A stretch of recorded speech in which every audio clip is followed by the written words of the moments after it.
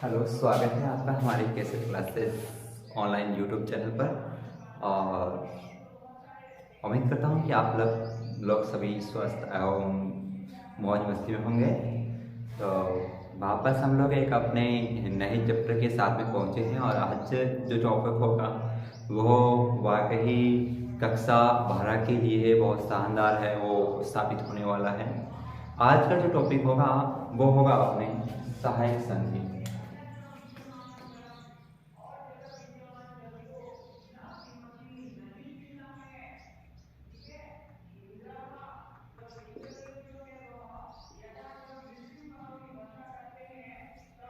सहायक संधि का जो टॉपिक होगा ये कक्षा 12 के लिए भी इम्पोर्टेंट है और साथ साथ में हम लोग कैपिटेशन एग्जाम में देखा जाए तो भी काफ़ी हद तक है वो महत्वपूर्ण माना जाता है। हम लोग इसको एकदम ट्रिप बाय ट्रिप है वो उसको समझने का प्रयास करेंगे।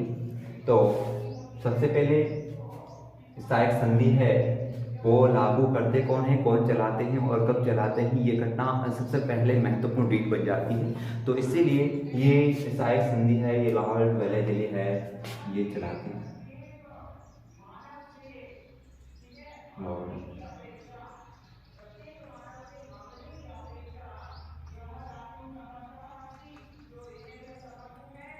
वेलेस्ली।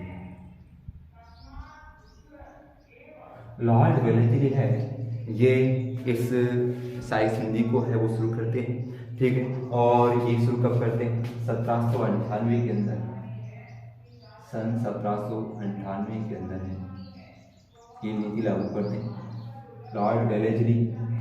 1798 के अंदर इस नीति को लागू करते हैं और इस नीति को लागू करने के पीछे क्या कारण था, इसकी क्या शर्तें थी, इसमें यदि कोई भी राजा यदि हस्ताक्षर कर लेता है तो उनके सामने क्या समस्या आने वाली होगी और क्या उनके साथ में फ़ायदा था। तो मतलब ये नीति लॉर्ड वेलेस्ली के द्वारा लागू करने के पीछे उनके बहुत सारे अपने ही मुनाफे के बारे में बात होती है, मतलब मुनाफा या अपना फ़ायदा चाहता था।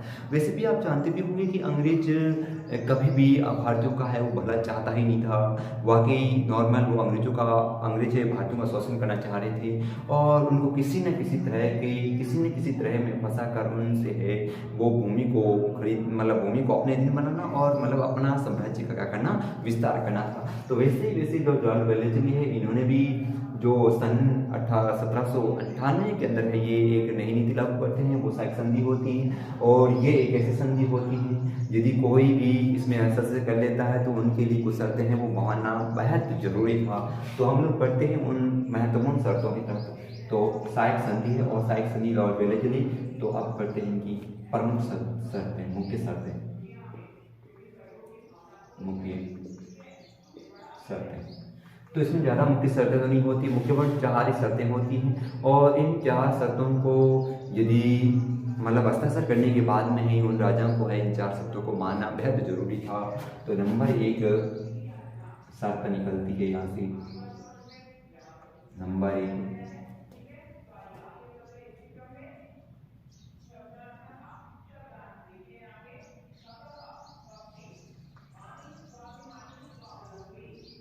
आंतरिक चुनौतियाँ, आंतरिक चुनौतियाँ एवं उनकी रक्षा, ठीक है ना। मतलब नंबर 1 आती है कि कोई भी राजा यदि हस्ताक्षर कर लेता है, माने कि देखो मैं एक घटना आपको बताता हूँ यहाँ पर नॉर्मली कि जैसे ये राजा था, ठीक है, और राजा के पास में लॉर्ड वेलेस्ली आते हैं और कहते हैं कि आपको स्थिति में आपको हस्ताक्षर करना पड़ेगा।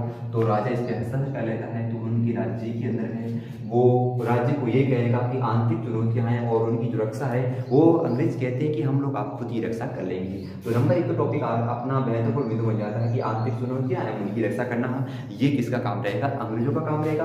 और जो अगला जो टॉपिक होता है ये काम होता है कि उन्होंने कहा कि अगला काम ये कहा गया कि उनके अपने शाही दरबार में कहो या फिर हम लोग यूँ कहें कि उनके जो राज दरबार में है वो एक क्या रखेगी, अंग्रेजी टुकड़ी रखेगी,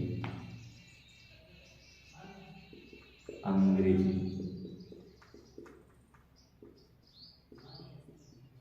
अंग्रेजी सैनिक। टुकड़ी तैनात रहेगी, तैनात किसमें रहेगी? राज्य के अंदर। ठीक है, तो अंग्रेजी सैनिक टुकड़ी तैनात रहेगी कहाँ पर? राज्य के अंदर रहेगी। नंबर 2 नंबर ये हो गया। और दूसरी बात, तीसरी बात सीधा सीधे इससे रिलेटेड है कि जो अंग्रेजी सहायक सेना जो रहेगी, तैनात रहेगी, उनका जो खाना खर्चा है, ठीक है, खाना पानी भी कह सकते हैं, यानी जैसे भी कह सकते हैं उनका खर्चा, वो खर्चा कौन वसूल करेगा? वो खर्चा देगा कौन? वो खर्चा देगा कौन? राज्य देगा। ठीक है, मतलब यहाँ पर रहेगी सैनिक, ठीक है, और इन सैनिक का जो जो खर्चा लगेगा, जो उनको वेतन है, उनका पैसा वगैरह कुछ भी, वो सारा सारा है वो कौन करेगा? कौन बेयर करेगा? वो उस राज्य ही करेगा। ठीक है, राजा करेगा। ठीक है, तो ये बात हमें सामने आती है। और चौथी है वो बहुत इंपॉर्टेंट है और महत्वपूर्ण भी है कि वाकई आपको 2 घटना यदि वो नहीं आती, चौथी आप लिखते हो इस शर्त को, तो वाकई आपको काफ़ी हद तक नंबर है वो मिल जाते हैं माध्यमिक शिक्षा बोर्ड के अंदर।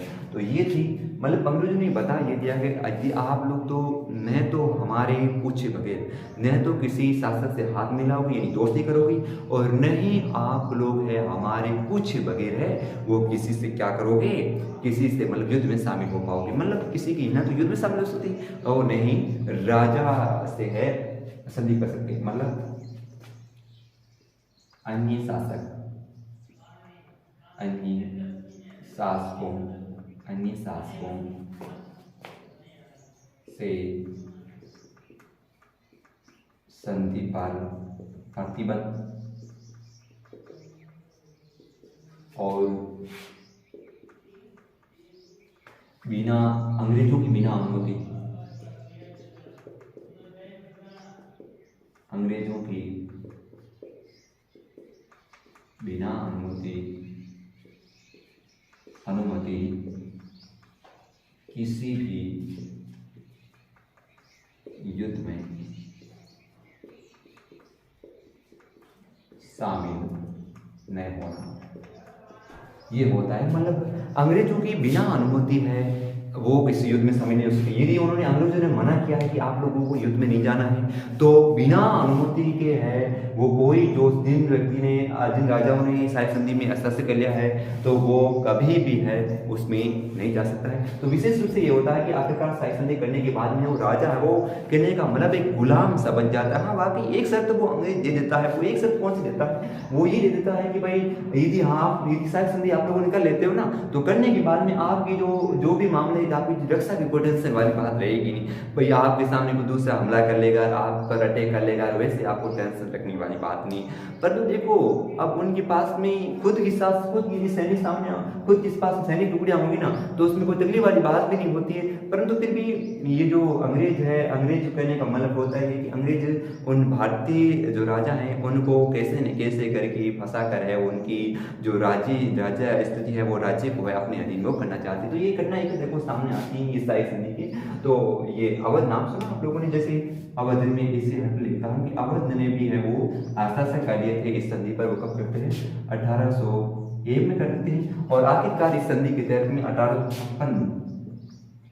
1856 के अंदर है ये अवध आखिरकार है वो अंग्रेजों के हाथों में चला जाता है। ठीक है, अंग्रेजों के हाथों में चला भी जाता है।